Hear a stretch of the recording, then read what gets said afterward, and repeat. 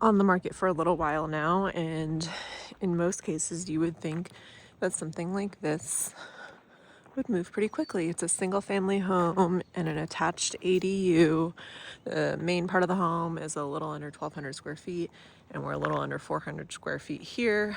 I do think curb appeal for this home is super cute for where we are, but I think that leads you to ask yourself, why hasn't this sold? It's Northeast Bend, it's pretty close in, but we're at the end of a dead-end street here with all very similar late 1960s, early 1970s homes. And I would say maybe it's the street, maybe it's some of the other homes that are neighbors around.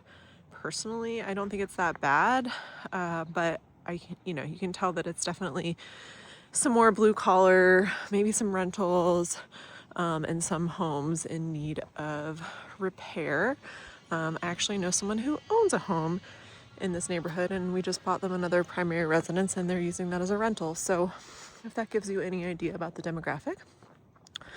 Looks like we haven't had the irrigation on in the front yard for a while, but we do have cameras all around for audio visual.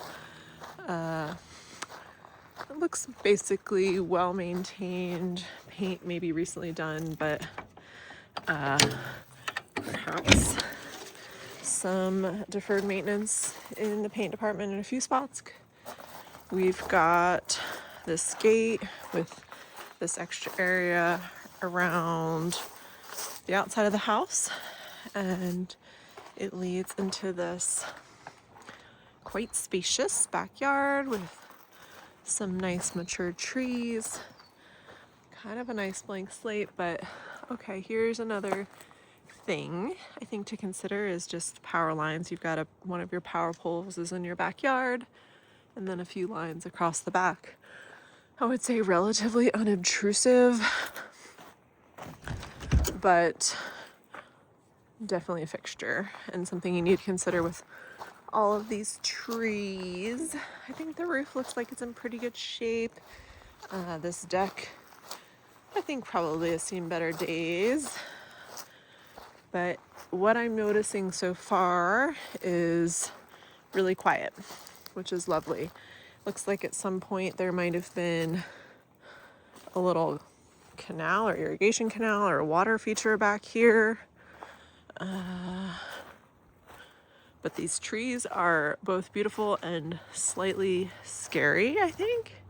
There's a lot going on, but we also have, we can go in here later, but also have this area right off what is probably this, oh yeah, the ADU portion with a hot tub and another little seating area. Looks like we do have a heat pump outside for some cooling. Yep, some pretty decent paint deterioration. Some above ground exposed wires. And we're definitely looking at a vacant home right now. So could use some water. That's about what I have to say from the outside so far, but let's start exploring more the rest of the house. We'll start in the main part of the home. We've got updated LVP flooring. It's kind of a gray hue, but the kitchen is here immediately to your right as you walk in. There's definitely been some updates throughout. We've got granite countertops, tile backsplash, pretty updated appliances. Got a granite dual basin sink.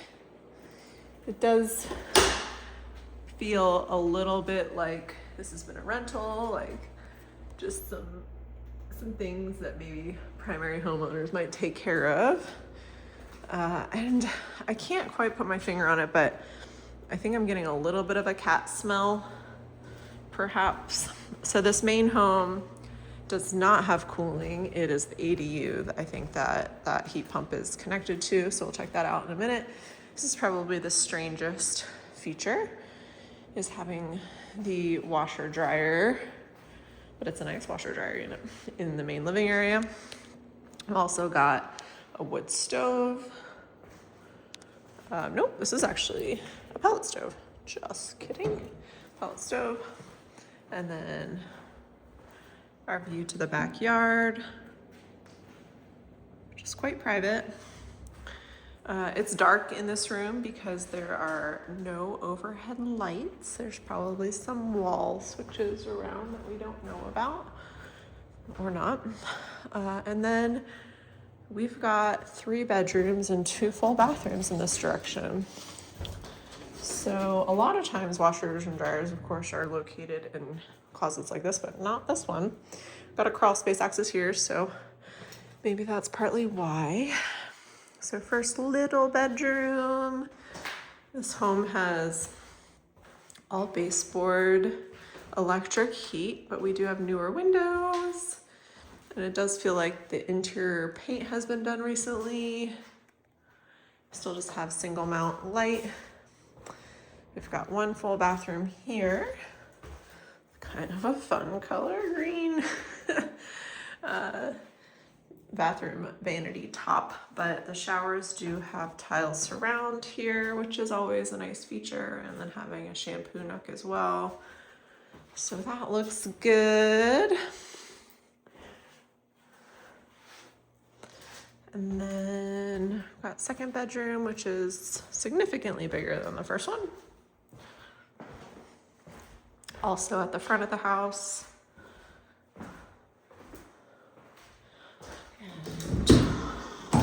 Closet space. And then a little bit of original built-in painted wood linen storage in the hall. Got a little bit bigger closet in this bedroom, which is supposed to be the primary in this case because we've got, a little bit quieter on the backyard, and then the ensuite bathroom as well. Tiny. It's got a little vanity. And then a fully tiled shower. And of course, access to the backyard again. So that's really the lay of the land for the main home.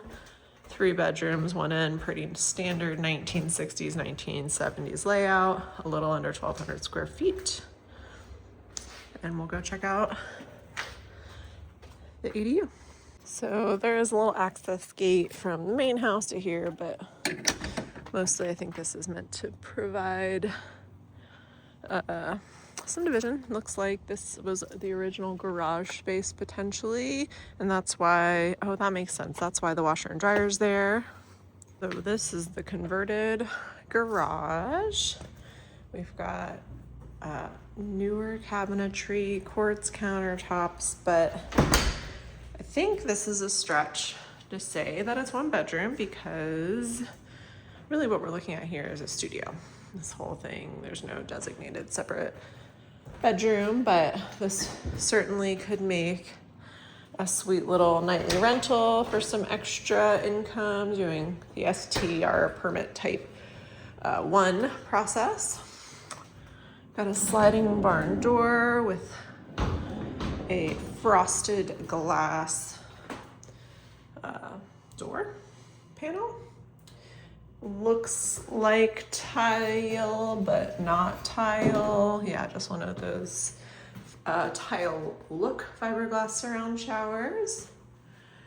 And then a little vanity, electric heat in here, but yes, heat pump for heating and cooling. There's this little closet. And then a little efficient washer dryer. And then where the hot water heater lives. And really just the rest of this space. From here, we've also got LVP flooring in here, a little bit more of a honey brown. And then the hot tub and side yard out here.